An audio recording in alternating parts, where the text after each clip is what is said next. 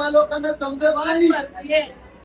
तर स्वारगेट डेपोला माझ्यासोबत काही असं झालं, म्हणजे आम्ही तिथं गेलो NCMC कार्ड काढायला, कारण माझ्या मम्मीची खूप इच्छा आहे की मी ते कार्ड काढावं।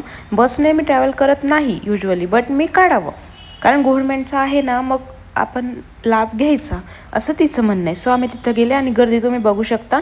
नंतर फ्रस्ट्रेशन बघा गव्हर्नमेंट एम्प्लॉईचं काय आहे तर। लोकांना समजत नाही। 5 वाजता काउंटर बंद करायला